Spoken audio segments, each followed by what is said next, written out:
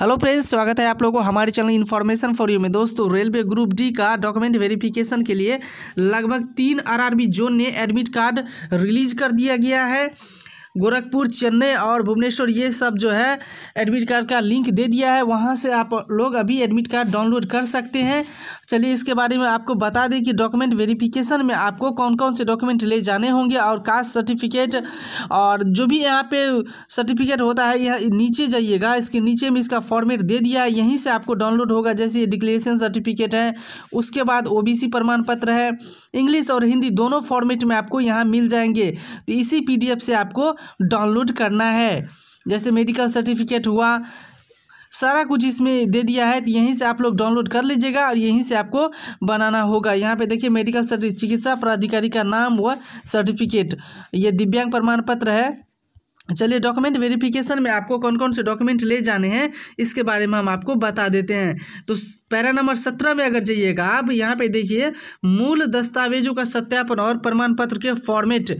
यहाँ पे दस्तावेज सत्यापन के लिए शॉर्ट लिस्ट किए गए उम्मीदवारों को दस्तावेज के सत्यापन के समय साथ सभी मूल दस्तावेज प्रस्तुत करना जरूरी है। इसके अलावा ऐसे उम्मीदवार को अपने दस्तावेज सत्यापन की तिथि, यानी कि जो भी आपका डॉक्यूमेंट होगा, 2 फोटो कॉपी रहना चाहिए, यानी कि 2 जीरोक्स रहना चाहिए। 100 अभिप्रमाणित किया हुआ, जो सेल्फ अटेस्टेड है वो किया हुआ आपके पास 2 सेट में रहना चाहिए। साथ सभी मूल दस्तावेज प्रस्तुत करना होगा। इसके अलावा ऐसे उम्मीदवार को अपने दस्तावेज सत्यापन की तिथि से पहले इस वेबसाइट से, यानी कि इस पोर्टल से के जरिए यथा अपेक्षित सभी मूल प्रमाण पत्रों की स्कैन की गई प्रतियां 2 कलर में अपलोड करनी चाहिए।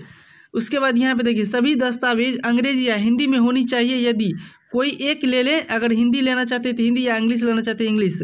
यदि प्रमाण पत्र अंग्रेजी या हिंदी में नहीं है तो जहाँ कहीं जब कभी अपेक्षित हो 100 अभिप्रमाणित अनुदित संस्करण हिंदी या अंग्रेजी में प्रस्तुत किया जाना चाहिए। इसका मतलब ये है, अगर दोनों में से नहीं है तो आपको इंग्लिश या हिंदी में रहना ही चाहिए। दस्तावेज सत्यापन के दौरान प्रस्तुत प्रमाण पत्र विनिर्धारित फॉर्मेट में रहनी चाहिए। जो फॉर्मेट यहाँ पे दिया हुआ है, आरआरबी की तरफ से रिलीज किया है, वही फॉर्मेट में रहना चाहिए। यहाँ पे नीचे आपको सारा सीरियल वाइज दे दिया है, 17.12 करके कौन कौन सी चीज़ आपको ले जाने हैं, ये भी हम आपको बता देते हैं। सबसे पहले यहाँ पे दस्तावेज सत्यापन के समय अपने मूल प्रमाण पत्र प्रस्तुत नहीं करने वाले उम्मीदवारों को अतिरिक्त समय नहीं दिया जाएगा और ऐसे उम्मीदवार की उम्मीदवारी निरस्त कर दी जाएगी। तो डीवी के समय आप अपना जो है डॉक्यूमेंट पूरे लेके जाएं, ताकि आपको किसी भी तरह कोई टेक्निकल प्रॉब्लम ना हो। यहाँ पे देखिए 1 नंबर में दिया है जन्म तिथि और मैट्रिक परीक्षा योग्यता के प्रमाण पत्र के रूप में मैट्रिक परीक्षा, हाई स्कूल या प्रमाण पत्र या समतुल्य प्रमाण पत्र जो आवेदन उम्मीदवार के नाम और पिता माता के नाम सत्यापन हो, यानी कि ऐसे सर्टिफिकेट रहना चाहिए जहाँ पे आपका नाम और फादर नेम और मदर्स नेम और साथ ही साथ डेट ऑफ बर्थ रहे, वो इसके लिए एलिजिबल होगा। इसके बाद जो ITI किए हैं NCVT SCVT से, वो अपना सर्टिफिकेट ले जाए।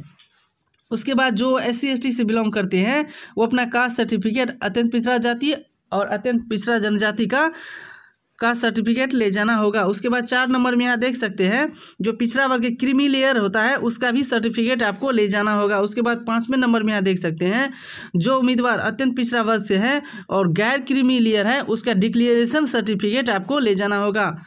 6ठे नंबर में यहाँ पे देख सकते हैं जो लोग जो EWS होता है, इकोनॉमिकल बैकवर्ड कास्ट, यहाँ पे देख सकते हैं वीक, उसके लिए कमजोर, यानी EWS सर्टिफिकेट में जो छूट रहता है उसके लिए आपको सर्टिफिकेट बना के ले जाना होगा। उसके बाद जो भूतपूर्व सैनिक रहता है उसके लिए मुक्त प्रमाण पत्र यहाँ पे ले जाने की पूरी यहाँ पे आपको मैंडेटरी किया गया है।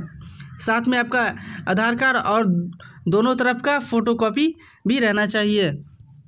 जो कैंडिडेट सेवानिवृत्त कर्मचारी या स्टाफ है उनके लिए NOC का सर्टिफिकेट रहना यहाँ पे बताया गया है। उसके बाद सेवारत रक्षा कर्मियों के लिए मुक्त करने की संभावित तिथि का साथ अनापत्ति प्रमाण पत्र यहाँ पे लेकर 1 से लेकर यहाँ पे देख सकते हैं 19 तक आपको दिया हुआ है। इसमें जो भी डॉक्यूमेंट लिखा हुआ है पूरी तरह से मैंडेटरी है सभी कैटेगरी वालों के लिए, जो जिस कैटेगरी में बिलोंग करते हैं उनके लिए।